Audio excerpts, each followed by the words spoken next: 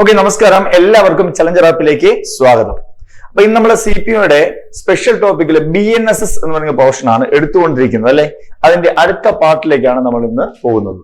Okay, അപ്പൊ നമുക്ക് തുടങ്ങാം. എല്ലാവരും ഫുൾ എനർജിയോടെ ഇരുന്നേ. ഓക്കെ, സ്റ്റാർട്ട് ചെയ്യാം. ഓക്കെ,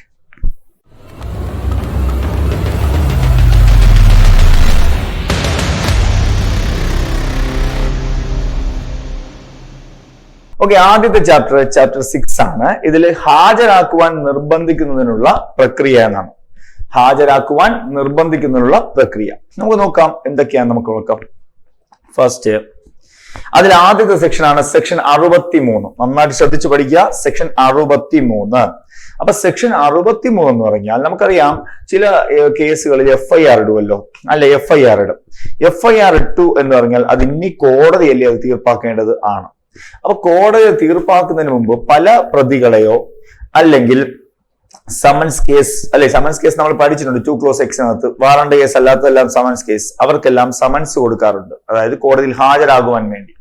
അപ്പൊ കോടതിയിൽ ഹാജരാകുവാൻ വേണ്ടി ഒരു വ്യക്തിക്ക് കോടതി നൽകുന്ന നോട്ടീസാണ് സമൻസ് എന്ന് പറയുന്നത്. ശ്രദ്ധിച്ച, ഒരു വ്യക്തി കോടതിയിൽ ഹാജരാകുന്നതിന് വേണ്ടി കോടതി നൽകുന്ന നോട്ടീസാണ് സമൻസ്.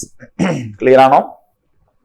അതിനുശേഷം സമൻസിന് 2 പകർപ്പുണ്ടായിരിക്കും. സമൻസിന് 2 പകർപ്പുണ്ടായിരിക്കും, ഒരു ഒറിജിനൽ ആൻഡ് ഒരു ഡ്യൂപ്ലിക്കേറ്റ്. ഓക്കെ, അപ്പൊ അത് മാത്രമല്ല, ഈ സമൻസില് നമ്മൾ കോടതിയിൽ കൊടുക്കുമല്ലോ. അപ്പൊ അവിടെ ശ്രദ്ധിക്കേണ്ട കാര്യം, കോടതിയിൽ കൊടുത്തതിനു ശേഷം കോടതിക്ക് ചിലപ്പോൾ സാക്ഷികൾക്ക് സമൻസ് കൊടുക്കേണ്ടി വരും, അല്ലെങ്കിൽ പ്രതികൾക്ക് കൊടുക്കേണ്ടി വരും. അതിനെക്കുറിച്ചൊക്കെയാണ് നമ്മൾ ഈ സെക്ഷനുകളിൽ പഠിക്കാൻ പോകുന്നത്. ഫസ്റ്റ് 63 ഫോം ഓഫ് സമൻസ് എന്ന് പറയും. സമൻസിന്റെ ഫോറം എന്ന് പറയും. ഫസ്റ്റ് നമുക്ക് നോക്കാം. ഈ സംഹിതയുടെ കീഴിൽ ഒരു കോടതി പുറപ്പെടുവിക്കുന്ന എല്ലാ സമൻസുകളും, ഈ സംഹിതയുടെ കീഴിൽ ഒരു കോടതി പുറപ്പെടുവിക്കുന്ന എല്ലാ സമൻസുകളും എന്തൊക്കെ ചെയ്യും? ലിഖിതമായതും. അപ്പൊ ഈ സമൻസിന്റെ ഫോം ഉണ്ടാവും കേട്ടോ. ഈ ഫോമിനകത്ത് എഴുതിയിട്ടുണ്ടാവും ലിഖിതമായതും ഡ്യൂപ്ലിക്കേറ്റ് ആയിട്ടുള്ളതും. എന്താണ് ഡ്യൂപ്ലിക്കേറ്റ്? അപ്പോൾ ഒറിജിനൽ ഉണ്ട്, അതിനകത്ത് ആ ആളുടെ പേര്, ആരാണോ കോടതിയിൽ വരേണ്ടത് അയാളുടെ പേര്, പിന്നെ അതിനകത്ത് എന്താണ് ഡ്യൂപ്ലിക്കേറ്റ്, ഒരു കോപ്പി കൂടെ ഉണ്ടാവും ഡ്യൂപ്ലിക്കേറ്റ് ആയിട്ടുള്ളതും. അങ്ങനെയുള്ള കോടതിയുടെ അധ്യക്ഷത വഹിക്കുന്ന ഉദ്യോഗസ്ഥനോ, അപ്പൊ അങ്ങനെയുള്ള കോടതിയുടെ അധ്യക്ഷത വഹിക്കുന്ന ഉദ്യോഗസ്ഥനോ അല്ലെങ്കിൽ എന്താണ് ഹൈക്കോടതി അതത് സമയങ്ങളിൽ ചട്ടം വഴി നിയമിക്കുന്ന മറ്റേതെങ്കിലും ഉദ്യോഗസ്ഥൻ എന്ത് ചെയ്യണം? ഒപ്പിടിയിക്കണം, കോടതിയുടെ മുദ്രയും വഹിക്കണം. ഓക്കെ ആണോ? അപ്പൊ ഈ സമൻസിനകത്ത് ആളുടെ പേര്, ക്രൈം നമ്പർ, ഏത് കേസിനാണോ അയാൾക്ക് സമൻസ് കൊടുക്കുന്ന ആ കാര്യം അതിനകത്ത് എഴുതണം. പിന്നെ കോടതിയുടെ സീലും ഒപ്പും വേണം. പിന്നെ ഇപ്പോൾ പുതിയ രീതി എന്ന് പറഞ്ഞാൽ ഇലക്ട്രോണിക് രൂപത്തിലും കൊടുക്കാം. കണ്ടോ, ഒരു എൻക്രിപ്റ്റഡ് ചെയ്തതോ, എൻക്രിപ്റ്റ് എന്ന് പറഞ്ഞാൽ നമുക്കറിയാം വായിക്കാൻ പറ്റാത്ത കോഡ് ഭാഷകളിൽ ചെയ്തതോ ആകാം, അല്ലെങ്കിൽ മറ്റേതെങ്കിലും തരത്തിലുള്ള ഇലക്ട്രോണിക് ആശയവിനിമയത്തിൽ, അല്ലെ ഇലക്ട്രോണിക് ആശയവിനിമയം എന്ന് പറഞ്ഞാൽ നമുക്ക് എന്താണ് മെയിലിലൂടെ അയച്ചു കൊടുത്തതോ മറ്റേതെങ്കിലും കോടതി മുദ്രയുടെ ചിത്രം അല്ലെങ്കിൽ ഡിജിറ്റൽ ഒപ്പ് വഹിച്ചിരിക്കേണ്ടതാകുന്നു. ഓക്കെ, അങ്ങനെയാണ് ഇത് കൊടുക്കേണ്ടത്. ഇനി സമൻസ് സെക്ഷൻ 64. സമൻസ് നടത്തുന്നത് എങ്ങനെ? അപ്പൊ ഒരു സാധാരണ വ്യക്തിക്ക് സമൻസ് നടത്തുന്നത് എങ്ങനെയെന്ന് ചോദിച്ചാൽ ശ്രദ്ധിക്കുക. എല്ലാ സമൻസുകളും കൊടുക്കേണ്ടത്, ശ്രദ്ധിച്ചു കേട്ടോളുക, എല്ലാ സമൻസുകളും നൽകേണ്ടത് പോലീസ് ഉദ്യോഗസ്ഥനായിരിക്കുമെന്നല്ല.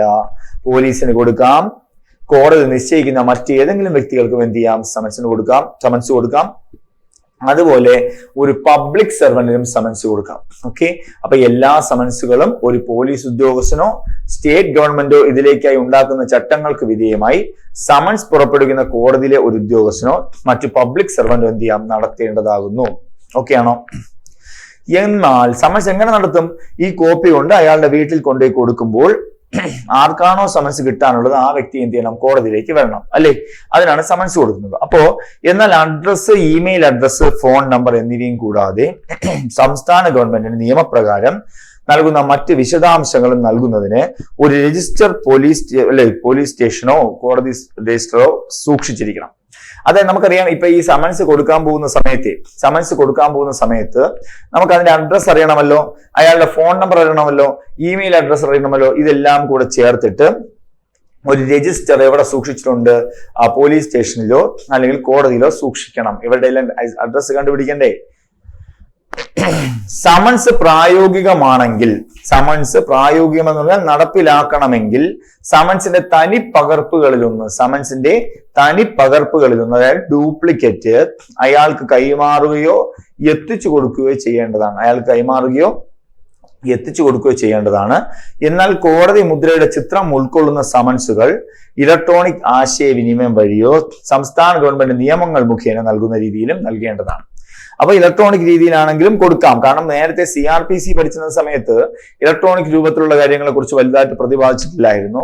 പക്ഷെ ഇപ്പോൾ ഫുള്ള് ഇലക്ട്രോണിക് രൂപത്തിൽ കൊടുക്കാം എന്നാണ് ഇവിടെ പറഞ്ഞിരിക്കുന്നത്. ഓക്കെ ആണോ? ഇതാണ് സമൻസ്. അപ്പൊ സമൻസ് നമ്മൾ കൊണ്ടുകൊടുക്കുന്നു, ആൾക്കൊരു കോപ്പി എടുക്കുന്നു, മറു കോപ്പി അയാളെ കൊണ്ടെന്ത് ചെയ്യുന്നു, ഒപ്പിട്ട് വാങ്ങുന്നു. അതാണ് അപ്രകാരം നേരിട്ട് സമൻസ് നടത്തുന്ന ഏതൊരാളും നടത്തുന്ന ഉദ്യോഗസ്ഥൻ ആവശ്യപ്പെടുന്നുവെങ്കിൽ മറ്റൊരു ഡ്യൂപ്ലിക്കേറ്റിന്റെ പിൻഭാഗത്ത് അതിനുള്ള രസീതിൽ ഒപ്പിടേണ്ടതാണ്.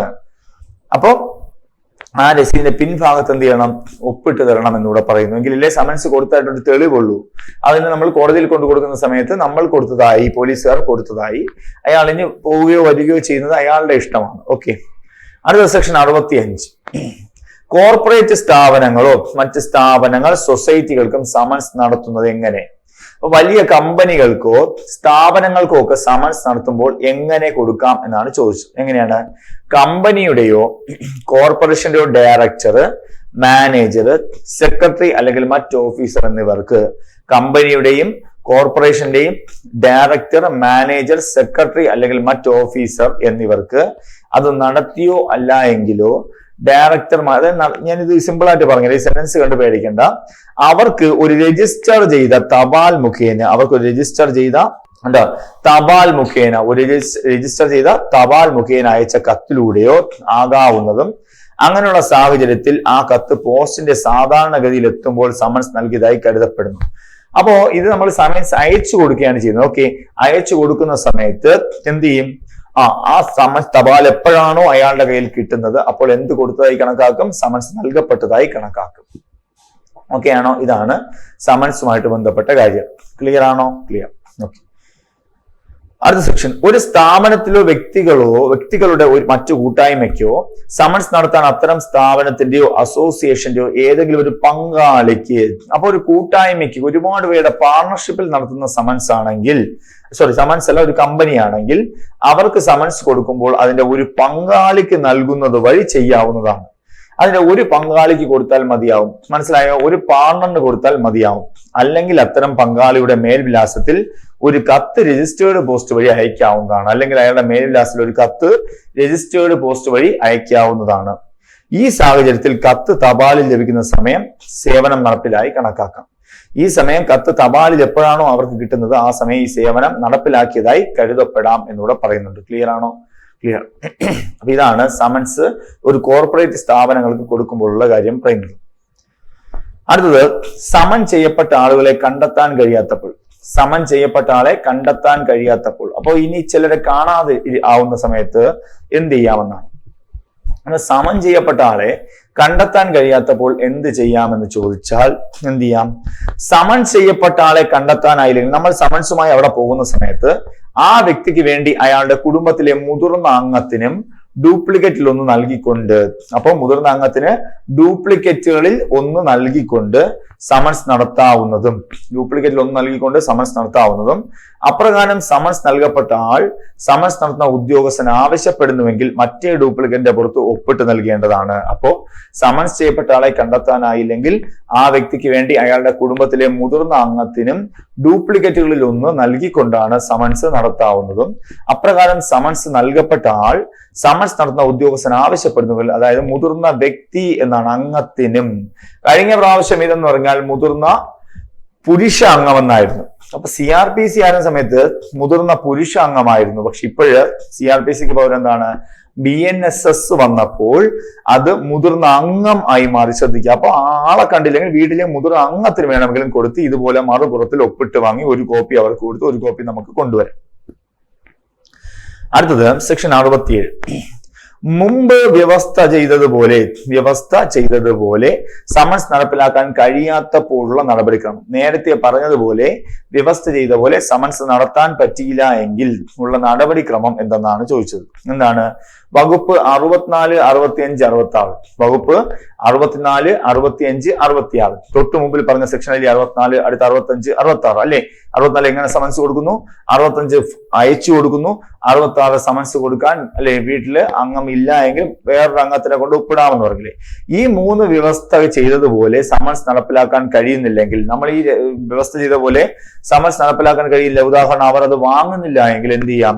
സേവനമനുഷ്ഠിക്കുന്ന ഉദ്യോഗസ്ഥൻ സമൻസിന്റെ ഡ്യൂപ്ലിക്കേറ്റിൽ ഒന്ന്, സേവനമനുഷ്ഠിക്കുന്ന ഉദ്യോഗസ്ഥൻ സമൻസിന്റെ ഡ്യൂപ്ലിക്കേറ്റുകളിൽ ഒന്ന് എന്ത് ചെയ്യണം?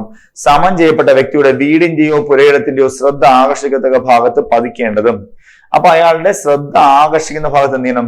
ഒട്ടിച്ചു വെക്കണം, പതിക്കണം എന്നാണ് പറയുന്നത്. മനസ്സിലായത്? നമുക്ക് പതിച്ച് നൽകാമെന്നാണ് പറയുന്നത്. അപ്പോ സെക്ഷൻ 67 എന്ന് പറഞ്ഞാൽ ഒരാൾ വാങ്ങാൻ നിരസിക്കുകയാണെങ്കിൽ അവിടെ പതിച്ച് നൽകാം എന്നിവിടെ പറയുന്നുണ്ട്. അത് ഒട്ടിച്ചു വെച്ച് പതിച്ച് നൽകാം. മാത്രമല്ല ആ കാര്യം കോടതി അറിയിച്ചതിന് ശേഷം തുടർന്ന് കോടതിക്ക് യുക്തമെന്ന് തോന്നുന്ന അന്വേഷണ വിചാരണയ്ക്ക് ശേഷം കോടതി അന്വേഷണ വിചാരണ നടത്തും, ഇൻക്വയറി നടത്തി നമ്മൾ ചെയ്തത് ശരിയെന്ന് തോന്നുകയാണെങ്കിൽ സമൻ യഥാവിധി നടത്തപ്പെട്ടതായി പ്രഖ്യാപിക്കുകയോ ഉചിതമെന്ന് തോന്നുന്ന രീതിയിലുള്ള പുതിയ സേവനത്തിന് ഉത്തരവിടുകയും ചെയ്യാം. അപ്പോൾ അല്ലേ ഉചിതമെന്ന് തോന്നുന്ന പുതിയ സേവനത്തിന് എന്ത് ചെയ്യാം? ഉത്തരവിടുകയും ചെയ്യാം എന്നാണ് ഇവിടെ പറഞ്ഞിരിക്കുന്നത്. ഓക്കെ, അതായത് അയാൾ വാങ്ങുന്നില്ലല്ലോ, അപ്പൊ നമ്മൾ ഒട്ടിച്ചു വെച്ചല്ലോ, ഇനി അതിന്റെ പുതിയ സേവനത്തിന് ഉത്തരവിടുകയും ചെയ്യാം എന്നാണ് ഇവിടെ പറഞ്ഞിരിക്കുന്നത്. ക്ലിയർ ആണോ? ക്ലിയർ. അടുത്ത സെക്ഷൻ 68. ഗവൺമെന്റ് സെർവന്റിന് നടത്തുന്നത്. അപ്പൊ സമൻസ് ഗവൺമെന്റ് സെർവന്റിന് നടത്തുന്നത് എങ്ങനെയെന്നാണ് ചോദിച്ചത്. നോക്കാം. സർക്കാർ ഉദ്യോഗസ്ഥനാണ് സമൻസ് നൽകണമെങ്കിൽ സമൻസിന്റെ ഡ്യൂപ്ലിക്കേറ്റ് സഹിതം അയാൾ ജോലി ചെയ്യുന്ന ഓഫീസിലെ മേധാവിക്ക് അയച്ചു കൊടുക്കുകയും 64-ാം വകുപ്പ് പ്രകാരം ഉദ്യോഗസ്ഥനെ കൊണ്ട് സമൻസ് നടത്തിക്കുകയും 64-ാം വകുപ്പ് പ്രകാരം ഉദ്യോഗസ്ഥനെ കൊണ്ട് സമൻസ് നടത്തിക്കുക, അതായത് സമൻസ് കൊണ്ടു കൊടുക്കുമല്ലോ, നടത്തിക്കുകയും അതിന്റെ ഡ്യൂപ്ലിക്കേറ്റ് പകർപ്പിൽ ഒപ്പ് രേഖപ്പെടുത്തി തിരിച്ചയക്കേണ്ടതുമാകുന്നു. അതായത് 64-ാം വകുപ്പ് പ്രകാരമുള്ള ഉദ്യോഗസ്ഥനെ കൊണ്ട്, വേറെ ഒന്നുമല്ല, ഇപ്പൊ ഒരു സമൻസ് ഒരു വ്യക്തിക്ക് വന്നു കഴിഞ്ഞാൽ, പ്രത്യേകിച്ച് ഗവൺമെന്റ് ഉദ്യോഗസ്ഥന് വന്നു കഴിഞ്ഞാൽ എന്ത് ചെയ്യണം? ഗവൺമെന്റ് ഉദ്യോഗസ്ഥനെ അതിന്റെ മേലധികാരിക്കാണ് ഈ സമൻസ് അയച്ചു കൊടുക്കുന്നത്, അയാളുടെ ഓഫീസിലേക്ക്. ആ സമയത്ത് അയാളെ ആർക്കാണോ സമൻസ് കൊടുക്കുന്നത് ആ വ്യക്തിയെ മേലുദ്യോഗസ്ഥൻ വിളിച്ച് അവിടെ വെച്ച് ഒപ്പിടിച്ച് തിരിച്ചയക്കണമെന്നാണ് പറയുന്നത്. അങ്ങനെ രേഖപ്പെടുന്ന ഒപ്പ് അർഹമായ സേവനത്തിന്റെ തെളിവായിരിക്കും ആ ഒപ്പ് എന്ന് പറയുന്നുണ്ട്. ഇനി സെക്ഷൻ 69 തദ്ദേശ അതിർത്തികൾക്ക് പുറത്ത് നടത്തുന്ന സമൻസ് എങ്ങനെയെന്ന് നോക്കാം. എങ്ങനെയാണ്? ഒരു കോടതി പുറപ്പെടുവിച്ച സമൻസ് അതിന്റെ പ്രാദേശിക അധികാര പരിധിക്ക് പുറത്തുള്ള ഏതെങ്കിലും സ്ഥലത്ത് നൽകണമെന്ന് ആഗ്രഹിക്കുമ്പോൾ, അപ്പൊ ഒരു കോടതി പുറപ്പെടുവിച്ച സമൻസ് അതിന്റെ പ്രാദേശിക അധികാര പരിധിക്ക് പുറത്തുള്ള ഏതെങ്കിലും സ്ഥലത്ത് നൽകണമെന്ന് ആഗ്രഹിക്കുമ്പോൾ സാധാരണയായി കോടതി അങ്ങനെയുള്ള സമൻസ് സമൻ ചെയ്യപ്പെട്ടാൽ താമസിക്കുകയോ ഉണ്ടായിരിക്കുകയോ ചെയ്യുന്നത് ഏത് മജിസ്ട്രേറ്റിന്റെ പ്രാദേശിക അധികാര പരിധിയിലാണോ ആ മജിസ്ട്രേറ്റിന് അവിടെ നിന്ന് ഡ്യൂപ്ലിക്കേറ്റ് അയക്കേണ്ടതാണ്. അപ്പോ ഇതായിരിക്കുന്നു ഒരു മജിസ്ട്രേറ്റ്, വെറുതെ വരയ്ക്കുന്നതാണ്. ഇത് ഈ മജിസ്ട്രേറ്റ് ഇരിക്കുന്ന കോടതി. ഈ മജിസ്ട്രേറ്റ് സമൻസ് കൊടുക്കേണ്ടത് ഇപ്പുറത്താണ്. അപ്പൊ ഇദ്ദേഹത്തിന്റെ അധികാര പരിധി അവിടെ കഴിഞ്ഞു. ഓക്കെ അല്ലേ? അധികാര പരിധി കഴിഞ്ഞു എന്ന് വിചാരിക്കുക. കഴിയുകയാണെങ്കിൽ എന്ത് ചെയ്യണം? ഇത് ഇപ്പോൾ വേറൊരു മജിസ്ട്രേറ്റ് ആണ് അല്ലെ, അപ്പൊ ഇദ്ദേഹത്തിന്റെ അധികാര പരിധിയിലാണ് എന്ത് ചെയ്യേണ്ടത്? സമൻസ് നൽകേണ്ടത്. അപ്പൊ എന്ത് ചെയ്യണം? ഈ സമൻസ് ഇയാൾക്ക് കൊടുക്കുന്നതിന് പകരം നേരെ തപാൽ മുഖേന ഇങ്ങോട്ടേക്ക് അയച്ചു കൊടുക്കണം, ഡ്യൂപ്ലിക്കേറ്റ് ആയിട്ട്. കണ്ടോ? അപ്പൊ ഒരു കോടതി പുറപ്പെടുവിച്ച സമൻസ് അതിന്റെ പ്രാദേശിക അധികാര പരിധിക്ക് പുറത്തുള്ള ഏതെങ്കിലും സ്ഥലത്ത് നൽകണമെന്ന് ആഗ്രഹിക്കുമ്പോൾ സാധാരണയായി കോടതി അങ്ങനെയുള്ള സമൻസ് സമൻ ചെയ്യപ്പെട്ടാൽ താമസിക്കുകയോ ഉണ്ടായിരിക്കുകയോ ചെയ്യുന്നത് ഏത് മജിസ്ട്രേറ്റിന്റെ പ്രാദേശിക അധികാര പരിധിക്കുള്ളിലാണോ, മജിസ്ട്രേറ്റിന്റെ പ്രാദേശിക അധികാര പരിധിക്കുള്ളിലാണോ ആ മജിസ്ട്രേറ്റിന് അവിടെ നടത്താൻ ഡ്യൂപ്ലിക്കേറ്റ് ആയി അയക്കാം. അപ്പോ ആ മജിസ്ട്രേറ്റിന് അവിടെ നടത്താൻ വേണ്ടി ഡ്യൂപ്ലിക്കേറ്റ് അയച്ചു കൊടുക്കാം. ഇനി 70. അത്തരം സന്ദർഭങ്ങളിലും സേവനമനുഷ്ഠിക്കുന്ന ഉദ്യോഗസ്ഥൻ ഹാജരാകാതിരിക്കുമ്പോഴുള്ള നടപടിക്രമം. അപ്പൊ സേവനമനുഷ്ഠിക്കുന്ന ഉദ്യോഗസ്ഥൻ ഹാജരാകാതിരിക്കുമ്പോൾ, അതായത് ഈ ഉദ്യോഗസ്ഥൻ അവിടെ എത്തേണ്ട ആവശ്യമില്ലെങ്കിൽ എന്ത് ചെയ്യണം? ശ്രദ്ധിച്ചു കേട്ടോണേ. ഒരു കോടതി പുറപ്പെടുവിച്ച സമൻസ് അതിന്റെ പ്രാദേശിക അധികാര പരിധിക്ക് പുറത്ത് നൽകുമ്പോൾ, പ്രാദേശിക അധികാര പരിധിയുടെ പുറത്ത് നൽകിയാൽ സമൻസ് നടത്തുന്ന ഉദ്യോഗസ്ഥൻ കേസിന്റെ ഹിയറിംഗിൽ ഹാജരല്ലാത്ത ഏതെങ്കിലും സാഹചര്യത്തിൽ, ഈ സമൻസ് നടത്തുന്ന ഉദ്യോഗസ്ഥൻ കേസിന്റെ ഹിയറിംഗിൽ ഹാജരില്ലാത്ത ഏതെങ്കിലും സാഹചര്യത്തിൽ അങ്ങനെയുള്ള സമൻസ് നടത്തിയിട്ടുണ്ടെന്നുള്ളതിന് ഒരു മജിസ്ട്രേറ്റിന്റെ മുമ്പാകെ ചെയ്തതാണെന്ന് കരുതാവുന്ന ഒരു സത്യവാങ്മൂലം. സാധാരണ പോലീസുകാരനോ മറ്റു ഉദ്യോഗസ്ഥനല്ലേ സമൻസ് കൊണ്ടു കൊടുക്കുന്നത്. പക്ഷെ ഇവിടെ നമ്മൾ അധികാര പരിധിക്ക് അപ്പുറമായിരുന്നു മജിസ്ട്രേറ്റിന് ഡ്യൂപ്ലിക്കേറ്റ് ആയിട്ടല്ലേ അയച്ചു കൊടുത്തത്. അപ്പൊ ഡ്യൂപ്ലിക്കേറ്റ് ആയിട്ട് അയച്ചു മജിസ്ട്രേറ്റ് ആണ് നടത്തിയത് എന്നുള്ളത് എന്ത് ചെയ്യണം? അങ്ങനെയുള്ള സമൻസ് നടത്തിയിട്ടുണ്ടെന്നുള്ള ഒരു മജിസ്ട്രേറ്റിന് മുമ്പാകെ ചെയ്തതാണെന്ന് കരുതാവുന്ന ഒരു സത്യവാങ്മൂലവും സമൻസ് ആർക്കാണോ നൽകുകയോ ടെൻഡർ ചെയ്യുകയോ ഏൽപ്പിക്കുകയോ ചെയ്തത്, അപ്പൊ അയാൾ എൻഡോസ് ചെയ്തതാണെന്ന് കരുതാവുന്ന സമൻസിന്റെ ഡ്യൂപ്ലിക്കേറ്റും, അപ്പൊ ആ ആൾ ഒപ്പിടിച്ച് മറ്റേ കോടതി എന്ത് ചെയ്യുന്നു, അയാളെ കൊണ്ട് ഒപ്പിടിച്ചൊരു കോപ്പി വാങ്ങുമല്ലോ, ആ കോപ്പി തെളിവിൽ സ്വീകാര്യമായിരിക്കുന്നതും അതിൽ ചെയ്തിട്ടുള്ള പ്രസ്താവനകൾ വിപരീതമായത് തെളിയിക്കാത്ത പക്ഷവും, വിപരീതമായത് തെളിയിക്കാത്തെന്ന് പറഞ്ഞാൽ അയാൾ ഒപ്പിട്ടത് സത്യസന്ധമാണ് എന്ന് നമുക്ക് ഉറപ്പുണ്ടെങ്കിൽ നമുക്ക് ചെയ്യാം. വിപരീതമായെന്ന് പറഞ്ഞാൽ അയാൾ ഒപ്പിട്ടതല്ല എന്ന് വേറൊരാൾ പറയുകയാണെങ്കിൽ അത് തെളിയിക്കാത്ത പക്ഷം ഇത് തെളിയിക്കുന്നത് വരെ ശരിയാണെന്ന് കരുതപ്പെടാം. അപ്പോ അയാൾ എൻഡോസ് ചെയ്തതാണെന്ന് കരുതാവുന്ന സമൻസിന്റെ ഡ്യൂപ്ലിക്കേറ്റും തെളിവിൽ സ്വീകാര്യമായിരിക്കുന്നതും അതിൽ ചെയ്തിട്ടുള്ള പ്രസ്താവനകൾ വിപരീതമായത് തെളിയിക്കാത്ത പക്ഷവും തെളിയിക്കുന്നത് വരെയും ശരിയാണെന്ന് കരുതാവുന്നതാണ് എന്നാണ് പറയുന്നത്. ഈ വകുപ്പിൽ പറഞ്ഞിട്ടുള്ള സത്യവാങ്മൂലം, അപ്പൊ സത്യവാങ്മൂലം എന്താണ്? ഒരു മജിസ്ട്രേറ്റിന്റെ മുമ്പാകെയാണ് അയാൾ ചെയ്തെന്നുള്ളൊരു സത്യവാങ്മൂലം സമൻസിന്റെ ഡ്യൂപ്ലിക്കേറ്റിനോട് ചേർത്ത് കോടതിയിലേക്ക് തിരികെ അയക്കാം. അപ്പൊ ആ കോടതി എന്ത് ചെയ്യണം? ആ സത്യവാങ്മൂലവും ആ ഡ്യൂപ്ലിക്കേറ്റ് കോപ്പിയും കൂടെ ചേർത്ത് എന്ത് ചെയ്യണം? കോടതിയിലേക്ക് തിരികെ അയക്കണം. അതുപോലെ വകുപ്പ് 64 മുതൽ 71 വരെയുള്ളതിൽ ഇലക്ട്രോണിക് ആശയവിനിമയം വഴി അയച്ച എല്ലാ സമൻസുകളും മുറപ്രകാരം നടത്തിയതായി കണക്കാക്കുകയും അത്തരം സമൻസുകളുടെ ഒരു പകർപ്പ് സാക്ഷ്യപ്പെടുത്തുകയും സമൻസ് നടത്തിയതിന്റെ തെളിവായി സൂക്ഷിക്കുകയും ചെയ്യാം. അപ്പൊ ഈ 64 മുതൽ 71 വരെയുള്ളതിൽ ഇലക്ട്രോണിക് ആശയവിനിമയം വഴി അയച്ച എല്ലാ സമൻസുകളും നമ്മൾ പറഞ്ഞില്ലേ ഇലക്ട്രോണിക് രൂപത്തിലേക്ക് അയച്ചു കൊടുക്കാമല്ലോ, അതുകളും മുറപ്രകാരം നടത്തിയതായി കണക്കാക്കുകയും ഇലക്ട്രോണിക് രൂപത്തിൽ അയച്ചു കൊടുത്തു കഴിഞ്ഞാൽ സെൻഡ് ആയല്ലോ, നമ്മൾ വാട്സപ്പിലോ മെയിലിലോ എന്തെങ്കിലും അയച്ചു കൊടുത്താൽ സെൻഡ് ആകില്ലേ, അതേപോലെ സെൻഡ് ആയി കഴിഞ്ഞാൽ സെൻഡ് ആയത് നമ്മൾ അയച്ചു കൊടുത്തതായി കണക്കാക്കുമെന്നാണ് പറയുന്നത്. ഈ സെക്ഷൻ 71 സാക്ഷികൾക്ക് സമൻസ് നടത്തുന്നത്. ഇതുവരെ കൊടുത്തതെല്ലാം സമൻസ് കേസുമായി ബന്ധപ്പെട്ട വ്യക്തികൾക്കാണെന്ന് വിചാരിക്കാം. ഇനി സാക്ഷികൾക്ക് സമൻസ് നടത്തുന്നത് എങ്ങനെ എന്ന് ചോദിച്ചാൽ, സാക്ഷി എന്ന് പറയുന്നത് ഒരു കുറ്റക്കാരനല്ലല്ലോ, സാക്ഷി എന്ന് പറയുന്ന വ്യക്തി ഒരു കുറ്റക്കാരനല്ലല്ലോ. അപ്പോ ഈ അധ്യായത്തിലെ മുൻ വകുപ്പുകളിൽ എന്തു തന്നെ അടങ്ങിയിരുന്നാലും ഒരു സാക്ഷിക്ക് സമൻസ് പുറപ്പെടുവിക്കുന്ന കോടതി അങ്ങനെയുള്ള സമൻസ് പുറപ്പെടുവിക്കുന്നതിന് പുറമെ സമൻസിന്റെ ഒരു പകർപ്പ് ഇലക്ട്രോണിക് ആശയവിനിമയത്തിലൂടെ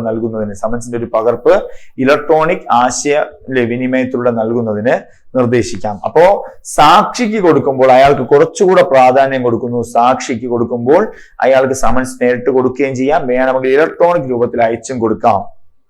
അല്ലെങ്കിൽ അയാൾ താമസിക്കുന്നതോ ബിസിനസ് നടത്തുന്നതോ വ്യക്തിപരമായ ലാഭത്തിനായി ജോലി ചെയ്യുന്നതോ ആയ സ്ഥലത്തെ മേൽവിലാസം വെച്ച് രജിസ്റ്റർ പോസ്റ്റ് വഴി നൽകാം. അപ്പോൾ നേരിട്ട് നൽകാം, ഇലക്ട്രോണിക് രൂപത്തിൽ നൽകാം, അല്ലെങ്കിൽ പോസ്റ്റ് വഴിയും അയച്ചു കൊടുക്കാം എന്നാണ് ഏതിൽ പറയുന്നത്? 71 പറയുന്നത്. ഇനി എന്ത് ചെയ്യണം? സാക്ഷി ഒപ്പിട്ടതായി കരുതാവുന്ന മടക്ക് രസീതോ, അപ്പൊ നമ്മൾ കൊടുക്കുമല്ലോ സാക്ഷിക്ക് അയച്ചു കൊടുക്കുന്നു വിചാരിച്ചോ, സാക്ഷിക്ക് ഒപ്പിട്ട് നൽകുന്ന മടക്ക് രസീതോ നമ്മളിപ്പോ നേരിട്ട് കൊണ്ടുകൊടുത്തപ്പോൾ സാക്ഷി മറ്റേ കോപ്പിയിൽ ഒപ്പിട്ടുന്നില്ല, അത് മടക്ക് രസീത്. ഇനി സാക്ഷി സമൻസ് ഏറ്റുവാങ്ങാൻ വിസമ്മതിച്ചു എന്നും ഇതും, അതായത് സാക്ഷി ചിലപ്പോൾ വാങ്ങുന്നില്ല എങ്കിൽ ഇതും ഒരു പോസ്റ്റൽ എംപ്ലോയി ചെയ്തതായി കരുതാവുന്നതുമായ എൻഡോഴ്സ്മെന്റോ, ഒന്നിൽ മടക്ക് രസീത് ഒപ്പിട്ട് വരുന്നു, ചിലപ്പോൾ സാക്ഷി വിസമ്മതിച്ചിരിക്കാം. 3 ഒരു പോസ്റ്റൽ എംപ്ലോയി നമ്മളെ മെയിൽ വഴി നമ്മൾ തപാൽ വഴി അയച്ചു കൊടുക്കുമ്പോൾ അല്ലെ പോസ്റ്റൽ എംപ്ലോയി അല്ലേ നടപ്പിലാക്കുന്നത്, അപ്പൊ ആ പോസ്റ്റൽ എംപ്ലോയി എന്തായാലും അയാളെ കൊണ്ട് ഒപ്പിടിച്ച് വാങ്ങുമല്ലോ അല്ലെ. അതായത് പോസ്റ്റൽ എംപ്ലോയി ഇൻഡസ്ട്രി കിട്ടിയിട്ടുള്ളപ്പോൾ 70-ാം വകുപ്പിന്റെ 3-ാം വകുപ്പിൽ പറയുന്നത് പോലെ ഇലക്ട്രോണിക് ആശയവിനിമയത്തിലൂടെ സമൻസ് അയച്ചതിന്റെ തെളിവ് കോടതിയെ തൃപ്തിപ്പെടുത്തിയാൽ, അപ്പൊ എന്തൊക്കെയാണ് കോടതിയെ തൃപ്തിപ്പെടുത്തുന്നത്? 1 അയാൾക്ക് കൊടുത്തതായിട്ടുള്ള മടക്ക് രസീത്, 2 അയാൾ വിസമ്മതിച്ചു എന്ന് അറിവുണ്ടെങ്കിൽ, 3 അയാൾ ഒരു പോസ്റ്റൽ എംപ്ലോയി നടത്തിയെന്ന് പറഞ്ഞ തെളിവായിട്ട് ഒപ്പിടുക, അല്ലെങ്കിൽ ഇലക്ട്രോണിക് രൂപത്തിൽ നമ്മൾ അയാൾക്ക് അയച്ചു കൊടുത്തു എന്നുള്ള സാധനം സെൻഡ് ആയി അത് കോടതി തൃപ്തിപ്പെട്ടാൽ സമൻസ് പുറപ്പെടുവിക്കുന്ന കോടതിക്ക് സമൻസ് യഥാവിധി പ്രകാരം നടത്തിയതായി പരിഗണിക്കാം. ഈ കാര്യങ്ങളൊക്കെ നടക്കുകയാണെങ്കിൽ സമൻസ് നടത്തുന്ന കോടതിക്ക് ഇതെന്ത് ചെയ്യാം? യഥാസമയം നടത്തിയതായി കണക്കാക്കാം.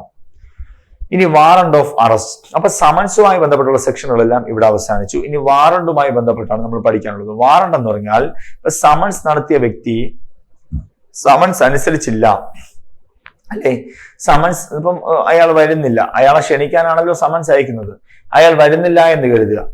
അയാൾ വന്നില്ല എങ്കിൽ കോടതിക്ക് അയാളെ കൊണ്ടുവരാൻ വേണ്ടി നിർബന്ധിതമായി പ്രയോഗിക്കുന്നതാണ് വാറണ്ട് അല്ലെ. അപ്പൊ വാറണ്ട് ഓഫ് അറസ്റ്റ് ഇതാണ് പറയുന്നത്. അറസ്റ്റ് വാറണ്ട്, നമുക്കിവിടെ അറസ്റ്റ് വാറണ്ട് ഉണ്ട്, സെർച്ച് വാറണ്ട് ഉണ്ട്. ഓക്കെ, ഇപ്പൊ നമ്മൾ പഠിക്കുന്നത് അറസ്റ്റ് വാറണ്ട് ആണ്.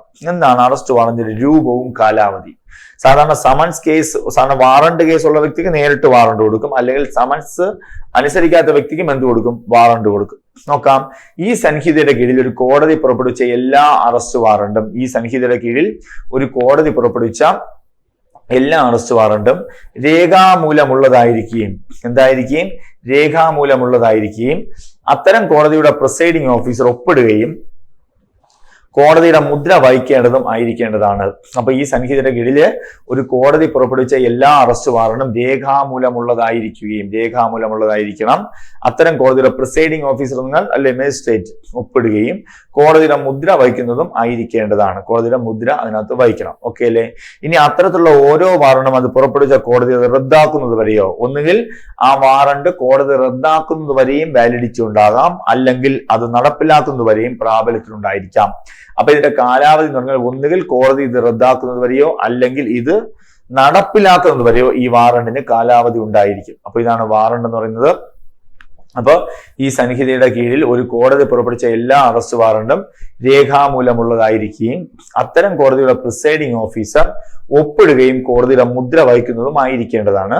അത്തരത്തിലുള്ള ഓരോ വാറണ്ടും അത് പുറപ്പെടുവിച്ച കോടതി അത് റദ്ദാക്കുന്നതുവരെയോ അല്ലെങ്കിൽ അത് നടപ്പിലാക്കുന്നതുവരെയോ പ്രാബല്യത്തിലുണ്ടായിരിക്കും എന്നാണ് 72 പറയുന്നത്. ഇനി ജാമ്യം വാങ്ങണമെന്ന് നിർദ്ദേശിക്കാനുള്ള അധികാരം, അതായത് മുൻകൂർ ജാമ്യത്തെ കുറിച്ച് പ്രതിപാദിക്കുന്ന വകുപ്പാണ് സെക്ഷൻ 73. നമുക്ക് നോക്കാം എന്താണെന്നുള്ളത്. ഏതെങ്കിലും വ്യക്തിയെ അറസ്റ്റ് ചെയ്യുന്നതിന് അറസ്റ്റ് വാറണ്ട് പുറപ്പെടുവിക്കുന്ന ഏതൊരു കോടതിയും, അപ്പൊ ഇത് മനസ്സിലാക്കി പഠിച്ചത് നല്ല കൺഫ്യൂഷൻ ആകും. ഏതെങ്കിലും വ്യക്തിയെ അറസ്റ്റ് ചെയ്യുന്നതിന് വാറണ്ട് പുറപ്പെടുവിക്കുന്ന ഏതൊരു കോടതിയും അതിന്റെ വിവേചനാധികാരത്തിൽ വാറണ്ടിന്മേൽ അംഗീകാരം നൽകിക്കൊണ്ട് ഇതുവരെ പഠിക്കുക. അപ്പൊ ആദ്യം പറയുന്നു, ഏതെങ്കിലും വ്യക്തിയെ അറസ്റ്റ് ചെയ്യുന്നതിന് വാറണ്ട് പുറപ്പെടുവിക്കുന്ന ഏതൊരു കോടതിയും അതിന്റെ വിവേചനാധികാരത്തിൽ വാറണ്ടിന്മേൽ അംഗീകാരം നൽകിക്കൊണ്ട്, വാറണ്ടിന്മേൽ അംഗീകാരം നൽകി റെഡിയായി നിൽക്കുകയാണ്. അപ്പോ എന്ത് ചെയ്തു?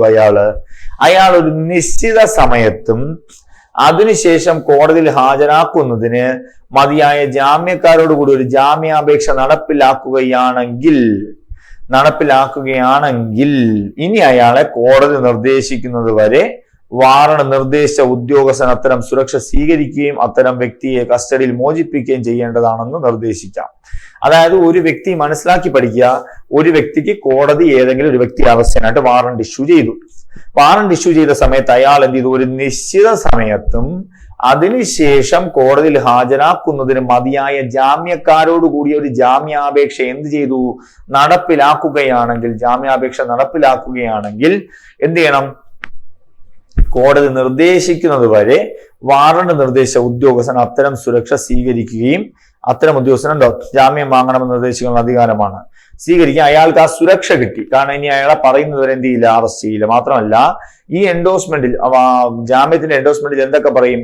ജാമ്യക്കാരുടെ എണ്ണം പറഞ്ഞിട്ടുണ്ടാവും. ജാമ്യക്കാരുടെ എണ്ണവും അവരും ആരുടെ അറസ്റ്റിനാണോ വാറണ്ട് പുറപ്പെടുവിച്ചിട്ടുള്ളത് അയാളും യഥാക്രമം എത്ര തുകയ്ക്കാണ് ബാധ്യസ്ഥരാക്കപ്പെടേണ്ടതെന്നും, അതായത് അവരും ആരുടെ അറസ്റ്റിനാണോ വാറണ്ട് പുറപ്പെടുവിച്ചിട്ടുള്ളത് അയാളും യഥാക്രമം എത്ര തുകയ്ക്കാണ് ബാധ്യസ്ഥരാക്കപ്പെടേണ്ടത്. സാധാരണ വാറണ്ട് ഈ നമ്മൾ പുറപ്പെടുവിക്കുമ്പോൾ ഈ ജാമ്യം വാങ്ങുമല്ലോ, അവരെന്ത് ചെയ്യണം? ഇതിനകത്ത് ജാമ്യക്കാരുടെ എണ്ണം, എത്ര പേര് ജാമ്യം ഉണ്ടായിരുന്നു, എത്ര തുക കെട്ടിവെച്ചു, എത്ര തുകയ്ക്കാണ് ബോണ്ട് കെട്ടിവെച്ചിട്ടുള്ളത്, ആ കാര്യമൊക്കെ അറിയിക്കണം. മാത്രമല്ല കോടതിയിൽ ഹാജരാക്കേണ്ട സമയവും പറയണം. കാരണം എന്താ? അയാൾ അറസ്റ്റ് ചെയ്യാൻ പറ്റില്ല, അയാൾ ഇനി നേരിട്ട് കോടതിയിൽ ഹാജരാവുക, അതെന്താണെന്നും കൂടെ കാണിച്ചിരിക്കണം. ഈ വകുപ്പിന് കീഴിൽ ജാമ്യം വാങ്ങുമ്പോഴെല്ലാം വാറണ്ട് നിർദ്ദേശിച്ച ഉദ്യോഗസ്ഥൻ ബോണ്ട് കോടതിക്ക് കൈമാറേണ്ടതാണ്. അപ്പോ ഈ ജാമ്യം വാങ്ങുമ്പോഴെല്ലാം വാറണ്ട് നിർദ്ദേശിച്ച ഉദ്യോഗസ്ഥൻ ബോണ്ട് കോടതിക്ക് കൈമാറേണ്ടതാണ്. അടുത്ത് വാറണ്ടുകൾ അധികാരപ്പെടുത്തി കൊടുക്കുന്ന ആർക്കാണ്? നിങ്ങൾ പറയും പോലീസിനാണെന്ന്. പോലീസിന് മാത്രമാണോ? നമ്മൾ 32ാമത്തെ സെക്ഷൻ എന്ത് പഠിച്ചു? പോലീസിന് എന്നല്ല, പോലീസ് അല്ലാതെ മറ്റൊരു വ്യക്തിക്കും വാറണ്ട് നടപ്പിലാക്കാമെന്ന് പറഞ്ഞിട്ടുണ്ട്. അപ്പൊ 74ാമത്തെ സെക്ഷനിൽ എന്ത് പറയുന്നു? അറസ്റ്റ് വാറണ്ട് സാധാരണയായി ഒന്നോ അതിലധികമോ പോലീസ് ഉദ്യോഗസ്ഥന്മാർക്ക് അധികാരപ്പെടുത്തി കൊടുക്കേണ്ടതും. അപ്പോ അറസ്റ്റ് വാറണ്ട് സാധാരണയായി ആർക്കാണ്? ഒന്നോ അതിലധികമോ ആയ പോലീസ് ഉദ്യോഗസ്ഥന്മാർക്ക് നടപ്പിലാക്കി കൊടുക്കേണ്ടതും. എന്നാൽ അത്തരമൊരു വാറണ്ട് പുറപ്പെടുവിക്കുന്ന കോടതിക്ക് അത് ഉടനടി നടപ്പിലാക്കാൻ ആവശ്യമുണ്ടെങ്കിൽ ഒരു പോലീസ് ഉദ്യോഗസ്ഥനെ ഉടനെ ലഭ്യമല്ല. ഉദാഹരണം, ഫോറസ്റ്റിനകത്ത് ഒരു പ്രതിയെ പിടിക്കണം, വാറണ്ട് കൊടുത്തു. പോലീസിന് ഫോറസ്റ്റിലെത്താൻ ഒരുപാട് സമയം എടുക്കില്ലേ? അതാണ് പറഞ്ഞത്. അപ്പൊ സാധാരണ അധികാരപ്പെടുത്തി കൊടുക്കുന്ന ഒരു പോലീസ് ഉദ്യോഗസ്ഥനാണ്. എന്നാൽ അത്തരം ഒരു വാറണ്ട് പുറപ്പെടുക്കുന്ന കോടതിക്ക് അത് ഉടനടി നടപ്പിലാക്കാൻ ആവശ്യമുണ്ടെങ്കിൽ ഒരു പോലീസ് ഉദ്യോഗസ്ഥനെ ഉടനെ ലഭ്യമല്ല എങ്കിലും അത് മറ്റേതെങ്കിലും വ്യക്തികൾക്കോ അധികാരപ്പെടുത്തി കൊടുക്കേണ്ടതും അങ്ങനെയുള്ള വ്യക്തികളോ അത് നടപ്പിലാക്കേണ്ടതുമാകുന്നു. ക്ലിയർ ആണോ? അപ്പൊ അറസ്റ്റ് വാറണ്ടുമായി ബന്ധപ്പെട്ട കാര്യം മനസ്സിലാക്കുക. ഒരു പോലീസിനെ കിട്ടിയില്ലെങ്കിൽ എത്രയും വേഗം ആരാണ് ഇപ്പൊ ഫോറസ്റ്റിന് അധികാരപ്പെടുത്തി കൊടുക്കാം. അപ്പൊ ഇപ്പൊ കാട്ടിനകത്തിരിക്കുന്ന ഒരു പ്രതിയെ പിടിക്കാൻ വേണ്ടി ഫോറസ്റ്റിന് അധികാരപ്പെടുത്തി പെട്ടെന്ന് പിടിച്ചു കിട്ടില്ലേ? പോലീസ് ഉദ്യോഗസ്ഥന് അവിടെ പോകുന്നതിന് മുമ്പ് കിട്ടില്ലേ? ഉദാഹരണം അങ്ങനെയാണ്. ഇനി ഒരു വാറണ്ട് ഒന്നിലധികം ഓഫീസർക്കോ വ്യക്തികൾക്കോ നിർദ്ദേശം നൽകുമ്പോൾ, ഇപ്പൊ ഒരു വാറണ്ട് ഒരാൾക്ക് മാത്രമല്ല ഒന്നിലധികം ഓഫീസർമാർക്കോ നിർദ്ദേശം നൽകുമ്പോൾ എന്ത് ചെയ്യാം? അത് എല്ലാവർക്കുമോ അല്ലെങ്കിൽ ഒന്നോ അതിലധികമോ ആൾക്കോ നടപ്പിലാക്കാവുന്നതാണ്. എല്ലാവർക്കും വേണമെങ്കിൽ നടപ്പിലാക്കാം, അല്ലെങ്കിൽ ഒന്നിലധികം ഉദ്യോഗസ്ഥർക്കും നടപ്പിലാക്കാമെന്ന് പറയുന്നു. ഇനി section 75, warrant may be directed to any person. Warrant ഏതെങ്കിലും ആൾക്ക് അധികാരപ്പെടുത്തി കൊടുക്കാവുന്ന ഏതെങ്കിലും ആൾക്ക്. എന്താണ്? Chief judicial magistrate, first class മജിസ്ട്രേറ്റോ,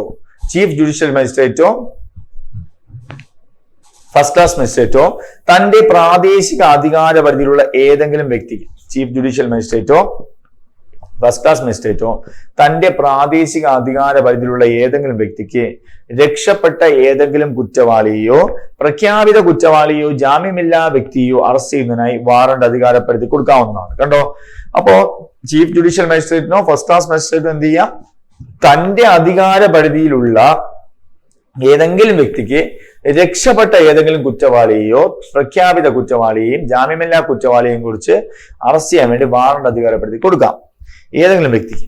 അത്തരം വ്യക്തി വാറണ്ടിന്റെ രസീത് രേഖാമൂലം അംഗീകരിക്കുകയും, അപ്പൊ കോടതി കൊടുക്കുന്ന വാറണ്ടിന്റെ രസീത് രേഖാമൂലം അംഗീകരിക്കുകയും ആരുടെ അറസ്റ്റിനായാണോ പുറപ്പെടുവിച്ചത് ആ വ്യക്തി തന്റെ ചുമതലയുള്ള ഏതെങ്കിലും ഭൂമിയിലോ മറ്റു വസ്തുവിലോ ആണെങ്കിലോ പ്രവേശിക്കുന്നെങ്കിലോ നടപ്പിലാക്കേണ്ടതാകുന്നു. അപ്പൊ ആരുടെ അറസ്റ്റിനായാണോ പുറപ്പെടുവിച്ചത് ആ വ്യക്തി തന്റെ ചുമതലയുള്ള ഏതെങ്കിലും ഭൂമിയിലോ മറ്റു വസ്തുവിലോ ആണെങ്കിലോ പ്രവേശിക്കുന്നുവെങ്കിലോ നടപ്പാക്കേണ്ടതാകുന്നു. ക്ലിയർ ആണോ? അതായത് നമുക്ക് അധികാരമുള്ള ഏതെങ്കിലും ഭൂമിയിൽ എന്ന് പറഞ്ഞാൽ നമ്മുടെ സ്വന്തം വീടെന്നല്ല അർത്ഥം. നമുക്കിപ്പോ ഒരു ഉദാഹരണം, ഒരു പഞ്ചായത്ത് പ്രസിഡന്റ് ഉണ്ട്. അപ്പൊ പഞ്ചായത്ത് മുഴുവൻ അയാൾ അധികാരത്തിലല്ലേ? അതാണ് ഉദ്ദേശിക്കുന്നത്. മനസ്സിലായോ? അതിൽ എവിടെയെങ്കിലും അയാൾ ഉണ്ടെങ്കിൽ അയാളെ പിടിച്ചു കൊടുക്കാം. ഇനി അത്തരം വാറണ്ട് പുറപ്പെടുവിച്ച വ്യക്തിയെ അറസ്റ്റ് ചെയ്യുമ്പോൾ അയാളെ വാറണ്ടോടുകൂടി ഏറ്റവും അടുത്തുള്ള പോലീസ് ഉദ്യോഗസ്ഥന് കൈമാറേണ്ടതാണ്. ഇപ്പൊ അറസ്റ്റ് ചെയ്യുന്നത് പോലീസ് അല്ലല്ലോ. ഈ വാറണ്ട് കൊടുത്തത് പോലീസിനാണോ? 75 പ്രകാരം അല്ല. പോലീസിനല്ലാത്തപ്പോൾ ഇയാളെ പിടിച്ചു കഴിഞ്ഞാൽ എത്രയും പെട്ടെന്ന് അടുത്തുള്ള പോലീസിന് കൈമാറണം. അത് മാത്രമല്ല ആ പോലീസ് എന്ത് നോക്കണം? അയാളെ 73-ാം വകുപ്പിന് കീഴിൽ ജാമ്യം കിട്ടുമോ എന്ന് നോക്കണം. അയാൾക്ക് കിട്ടിയില്ല എങ്കിൽ വാങ്ങാത്ത പക്ഷം ആ സമയത്ത് അധികാരപരിധിയുള്ള ഒരു മജിസ്ട്രേറ്റ് മുമ്പാകെ എത്തിക്കണം. അപ്പൊ ജാമ്യം വാങ്ങിയില്ല എന്ന് ഉറപ്പുണ്ടെങ്കിൽ അയാളെ എന്ത് ചെയ്യണം? എത്രയും പെട്ടെന്ന് അധികാരപരിധിയുള്ള മജിസ്ട്രേറ്റ് മുമ്പാകെ ഹാജരാക്കണമെന്നും പറയുന്നു. ഇനി 76, പോലീസ് ഉദ്യോഗസ്ഥന് അധികാരപ്പെടുത്തി കൊടുക്കുന്ന വാറണ്ട്. പോലീസ് ഉദ്യോഗസ്ഥർ, അപ്പൊ നമ്മൾ 74 പറഞ്ഞു ആർക്ക് കൊടുക്കാം, 75 പറഞ്ഞു മറ്റു വ്യക്തി കൊടുക്കണം, 76 പറഞ്ഞു ഇനി പോലീസിന് മാത്രം കൊടുക്കുന്ന വാറണ്ട് എങ്ങനെയെന്ന് നോക്കാം. ഏതെങ്കിലും പോലീസ് ഉദ്യോഗസ്ഥന് അധികാരപ്പെടുത്തി കൊടുക്കുന്ന വാറണ്ട് അത് അധികാരപ്പെടുത്തി കൊടുത്തിട്ടുള്ളതോ എൻഡോസ് ചെയ്ത് കൊടുത്തിട്ടുള്ളതോ ആർക്കാണോ, ഉദാഹരണം ഈ ആർക്കാണോ എന്ന് പറയുന്നത് ആരായിരിക്കാം? അവിടുത്തെ മേലുദ്യോഗസ്ഥനാവാം, SHO ആവാം. ഓക്കെ, ആ ഉദ്യോഗസ്ഥൻ ആരുടെ പേരാണോ ആ വാറണ്ടിന്മേൽ എൻഡോസ് ചെയ്യുന്നത്, ആ ഉദ്യോഗസ്ഥൻ ആരുടെ പേരാണോ ആ വാറണ്ടിന്മേൽ എൻഡോസ് ചെയ്യുന്നത് വെച്ചാൽ അവിടെയുള്ള കീഴുദ്യോഗസ്ഥൻ ഒരാളുടെ പേരാണ് വാറണ്ടിന്മേൽ എൻഡോസ് ചെയ്യുന്നത്. എന്നിട്ട് പറയുന്നു ഇനി അത് നടപ്പിലാക്കണമെന്ന് പറയുകയാണെങ്കിൽ അങ്ങനെയുള്ള മറ്റേതെങ്കിലും പോലീസ് ഉദ്യോഗസ്ഥനും അത് നടപ്പിലാക്കാവുന്നതാണ്. അപ്പൊ അങ്ങനെയുള്ള മറ്റേതെങ്കിലും പോലീസ് ഉദ്യോഗസ്ഥന് അത് നടപ്പിലാക്കാവുന്നതും ആണ് എന്ന് പറഞ്ഞു. അപ്പൊ ഒരു പോലീസ് ഉദ്യോഗസ്ഥൻ അധികാരപ്പെടുത്തിക്കുന്ന വാറണ്ട് അദ്ദേഹം അനുവദിക്കുകയാണെങ്കിൽ മറ്റൊരു പോലീസ് ഉദ്യോഗസ്ഥനും എൻഡോസ് ചെയ്ത് കൊടുത്താൽ നടപ്പിലാക്കാവുന്നതാണ് എന്ന് പറയുന്നു. ഇനി വാറണ്ടിന്റെ സാരാംശം അറിയിക്കുന്നത്. എന്ന് പറഞ്ഞാൽ അറസ്റ്റ് വാറണ്ട് നടപ്പിലാക്കുന്ന പോലീസ് ഉദ്യോഗസ്ഥനോ മറ്റൊരാളോ, അറസ്റ്റ് ചെയ്യപ്പെടാനുള്ള ആളെ അതിന്റെ സാരാംശം അറിയിക്കണം. അപ്പൊ അറസ്റ്റ് ചെയ്യാനുള്ള ആളെ എന്ത് ചെയ്യണം? അതിന്റെ സാരാംശം അറിയിക്കണം. എന്ത് കുറ്റത്തിനാണ് നിങ്ങൾ അറസ്റ്റ് ചെയ്യുന്നതിന്റെ സാരാംശം അറിയിക്കേണ്ടതും ആവശ്യപ്പെടുന്നുവെങ്കിൽ വാറണ്ട് അയാളെ കാണിക്കേണ്ടതുമാകുന്നു. ആവശ്യപ്പെടുവാണെങ്കിൽ വാറണ്ട് അയാളെ കാണിക്കേണ്ടതുമാകുന്നു എന്നാണ് പറയുന്നത്. അപ്പൊ ഓർമ്മിക്കുക, ഒന്നുകൂടെ പറയാം, വാറണ്ടിന്റെ സാരാംശം അറിയിക്കുന്നതെന്ന് ചോദിച്ചാൽ എന്താണ്? അറസ്റ്റ് വാറണ്ട് നടപ്പിലാക്കുന്ന പോലീസ് ഉദ്യോഗസ്ഥരോ മറ്റൊരാളോ അറസ്റ്റ് ചെയ്യപ്പെടാനുള്ള ആളെ അതിന്റെ സാരാംശം അറിയിക്കേണ്ടതും ആവശ്യപ്പെടുന്നെങ്കിൽ വാറണ്ട് അയാളെ കാണിക്കേണ്ടതുമാണ്. അയാളുടെ ഉള്ളടക്കവും പറഞ്ഞു കൊടുക്കണം. അയാൾ ചോദിച്ചാൽ വാറണ്ട് അയാളെ കാണിക്കുകയും വേണം. സെക്ഷൻ 78, അറസ്റ്റ് ചെയ്യപ്പെട്ട ആളെ കാലതാമസം കൂടാതെ കോടതിക്ക് മുമ്പാകെ എത്തിക്കേണ്ടതാണ്. അപ്പൊ 78 എന്താണ്? അറസ്റ്റ് ചെയ്യപ്പെട്ട ആളെ കാലതാമസം കൂടാതെ കോടതി മുമ്പാകെ എത്തിക്കേണ്ടതാണെന്നാണ് പറയുന്നത്. എന്താണ്? ഒരു അറസ്റ്റ് വാറണ്ട് നടപ്പിലാക്കുന്ന പോലീസ് ഉദ്യോഗസ്ഥനോ മറ്റൊരാളോ, അപ്പൊ അറസ്റ്റ് വാറണ്ട് നടപ്പിലാക്കുന്ന പോലീസ് ഉദ്യോഗസ്ഥനോ മറ്റൊരാളോ ജാമ്യം സംബന്ധിച്ച് 73-ാം വകുപ്പിലെ വ്യവസ്ഥകൾ വിധേയമായി. ജാമ്യം കിട്ടിയില്ലെങ്കിൽ അനാവശ്യമായ കാലതാമസം കൂടാതെ അറസ്റ്റ് ചെയ്യപ്പെട്ട ആളെ ഏത് കോടതിയുടെ മുമ്പാകെയാണോ ഹാജരാക്കുവാൻ നിയമം അയാളെ ആവശ്യപ്പെടുന്നത് ആ കോടതി മുമ്പാകെ ഹാജരാകണം. അപ്പൊ എത്രയും പെട്ടെന്ന് അറസ്റ്റ് ചെയ്യണം. വാറണ്ട് അല്ലെ, വാറണ്ട് നിർദ്ദേശിച്ച കോടതിയിൽ എന്ത് ചെയ്യണം? ആ പിടിച്ച ആളിനെ എത്രയും പെട്ടെന്ന് എന്ത് ചെയ്യണം? ജാമ്യം ഇല്ലാത്ത പക്ഷം അയാൾ അറസ്റ്റ് ചെയ്ത് ഹാജരാക്കണം.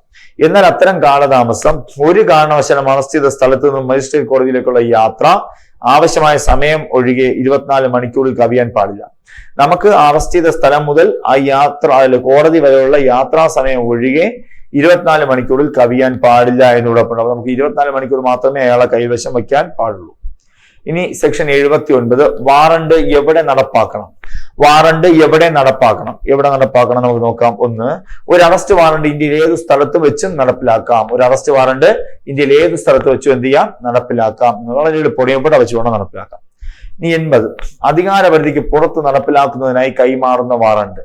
അധികാരപരിധിക്ക് പുറത്ത് നടപ്പിലാക്കുന്നതിനായി കൈമാറുന്ന വാറണ്ടാണ് നമുക്ക് നോക്കേണ്ടത്. എങ്ങനെയാണ് അധികാരപരിധിക്ക് പുറത്ത് എന്ന് പറഞ്ഞാൽ?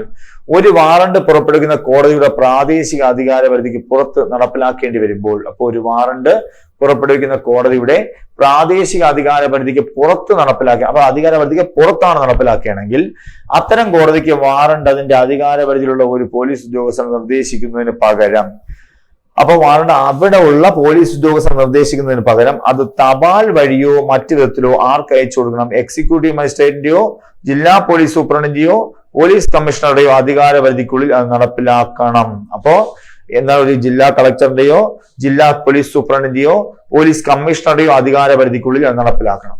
ജില്ലാ സൂപ്രണ്ട് അല്ലെങ്കിൽ കമ്മീഷണർ അദ്ദേഹത്തിന്റെ പേരിൽ അത് അംഗീകരിക്കുകയും പ്രായോഗികമാണെങ്കിൽ ഇതിനു മുമ്പ് വ്യവസ്ഥ ചെയ്ത രീതിയിൽ അത് നടപ്പിലാക്കേണ്ടതുമാകുന്നു.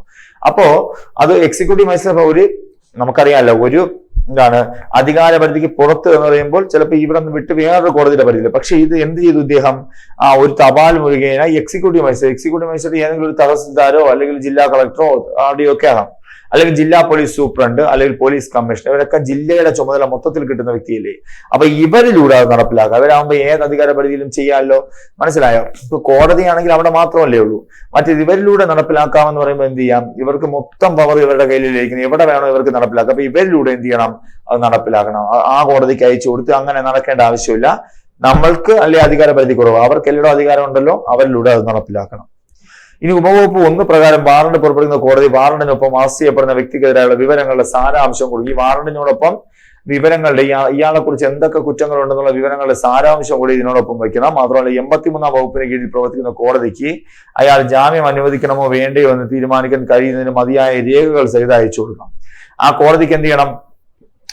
മതിയായ അവന് ജാമ്യം കൊടുക്കാമോ ഇല്ലയോ എന്നുള്ള രേഖകൾ സഹിതം എന്ത് ചെയ്യണം? അയച്ചു കൊടുക്കണം എന്നിവിടെ പറയുന്നുണ്ട്. ഇനി 81, അധികാരപരിധിക്ക് പുറത്ത് നടപ്പിലാക്കുന്നതിന് പോലീസ് ഉദ്യോഗസ്ഥന് അധികാരപ്പെടുത്തി കൊടുക്കുന്ന വാറണ്ട്. അധികാരപരിധിക്ക് പുറത്ത് നടപ്പിലാക്കുന്നതിന് പോലീസ് ഉദ്യോഗസ്ഥനെ അധികാരപ്പെടുത്തി കൊടുക്കുന്ന വാറണ്ട്. ഇനി ഒരു പോലീസ് ഉദ്യോഗസ്ഥൻ നിർദ്ദേശിച്ച വാറണ്ട് അത് പുറപ്പെടുവിക്കുന്ന കോടതിയുടെ പ്രാദേശിക അധികാര പുറത്താണെങ്കിൽ, ഇവിടെയാണെങ്കിൽ 80-ൽ എന്ത് പറഞ്ഞു?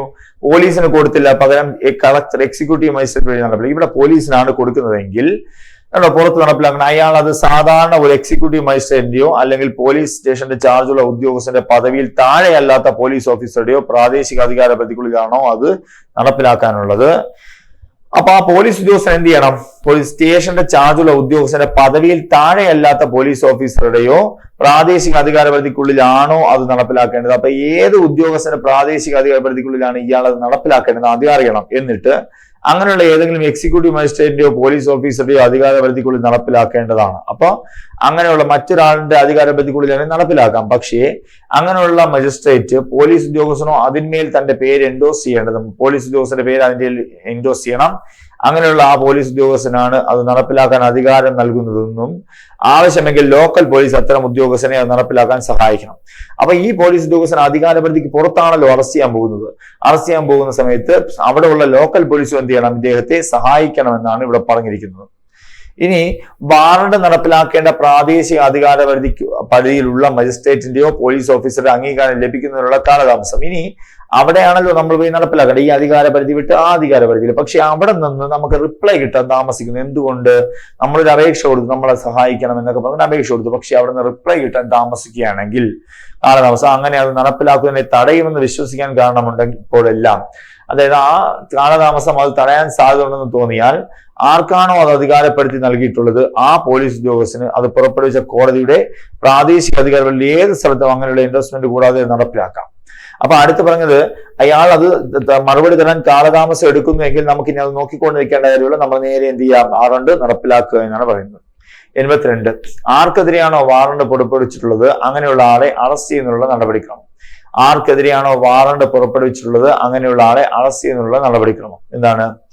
അറസ്റ്റ് വാറണ്ട് അത് പുറപ്പെടുവിക്കുന്ന ജില്ലയ്ക്ക് പുറത്ത് നടപ്പിലാക്കുമ്പോൾ, ഇപ്പൊ ജില്ലയ്ക്ക് പുറത്താണ് നടപ്പിലാക്കുമ്പോൾ വാറണ്ട് പുറപ്പെടുവിച്ച കോടതി അറസ്റ്റ് ചെയ്ത സ്ഥലത്തിന് 30 കിലോമീറ്ററിനുള്ളിൽ അല്ല എങ്കിൽ, അപ്പൊ കോടതി ഈ അറസ്റ്റ് ചെയ്ത സ്ഥലത്തിന് 30 കിലോമീറ്റർ ഉള്ളിലല്ല എങ്കിൽ ഏത് എക്സിക്യൂട്ടീവ് മജിസ്ട്രേറ്റിന്റെയോ പോലീസ് സൂപ്രണ്ടന്റെയോ പോലീസ് കമ്മീഷണറുടെയോ പ്രാദേശിക അധികാര പരിധിക്കുള്ളിലാണോ അറസ്റ്റ് ചെയ്തത്, ആരുടെ അധികാര പരിധിക്കുള്ളിലാണോ അറസ്റ്റ് ചെയ്തത്, ആ എക്സിക്യൂട്ടീവ് മജിസ്ട്രേറ്റിനെ കാണുമോ പോലീസ് സൂപ്രണ്ടിനെ കാണുമോ പോലീസ് കമ്മീഷണറെ കാണുമോ കൂടുതൽ അടുത്തല്ലാതിരിക്കുവോ? അപ്പൊ അവിടെ ആണെങ്കിലും പക്ഷെ അവരോട് വളരെ അടുത്തല്ലാതിരിക്കുകയോ ചെയ്താൽ, അല്ലെങ്കിൽ ഇവന് ജാമ്യം കിട്ടുകയോ ചെയ്താൽ ആ അറസ്റ്റ് ചെയ്യപ്പെട്ട ആളെ അങ്ങനെയുള്ള മജിസ്ട്രേറ്റിന്റെയോ ജില്ലാ സൂപ്രണ്ടിന്റെയോ കമ്മീഷണറുടെയോ മുമ്പാകെ കൊണ്ടുപോകേണ്ടതാകുന്നു. അതെ, അത് തൊട്ടടുത്ത ദൂരം അല്ല, അവരുടെ അടുത്തല്ല എങ്കിൽ എത്രയും പെട്ടെന്ന് അവരുടെ അടുത്ത് കൊണ്ടുപോകണം എന്നാണ് പറയുന്നത്. ഇനി 1-ാം വകുപ്പിൽ പരാമർശിക്കുന്ന ഏതെങ്കിലും വ്യക്തി അറസ്റ്റ് ചെയ്യുമ്പോൾ പോലീസ് ഉദ്യോഗസ്ഥർ ഉടനെ തന്നെ അറസ്റ്റിനെ കുറിച്ച് മനസ്സിലായ വ്യക്തിയെ തടവിലാക്കിയിരിക്കുന്ന സ്ഥലത്തെക്കുറിച്ചും ജില്ലയിലെ നിയുക്ത പോലീസ് ഓഫീസർക്കും നൽകണം. അപ്പൊ ഇയാൾ അറസ്റ്റ് ചെയ്ത് കഴിഞ്ഞാൽ ജില്ലയിൽ, ഞാൻ പറഞ്ഞ ഏതൊരു കാര്യം ചെയ്തു കഴിഞ്ഞാലും ജില്ലയിലെ നിയുക്ത പോലീസ് ഓഫീസർക്ക് അറിയിക്കണമെന്ന് പറഞ്ഞില്ലേ? അപ്പൊ ജില്ലയിലെ നിയുക്ത പോലീസ് ഓഫീസറെ അറിയിക്കുകയും അറസ്റ്റിലായ വ്യക്തി സാധാരണയായി താമസിക്കുന്ന മറ്റൊരു ജില്ലയിലെ ഉദ്യോഗസ്ഥനും കൂടി വിവരം നൽകണം. അപ്പൊ ഇയാൾ എവിടെയാണ് താമസിക്കുന്നത് എന്നുള്ളത് ആ ഒരു ഓഫീസറും കൂടെ ഇയാൾ താമസിക്കുന്ന സ്ഥലത്തിന്റെ വിവരം കൊടുക്കണം എന്നാണ് പറയുന്നത്. ഇത്രയുമാണ് നമ്മൾ സമൻസ് ആൻഡ് വാറണ്ട് എന്നൊരു പോർഷൻ പഠിച്ചു. നിങ്ങൾക്ക് നന്നായിട്ട് മനസ്സിലായെന്ന് വിശ്വസിക്കുന്നു. ഓക്കെ അല്ലേ? Okay, thank you.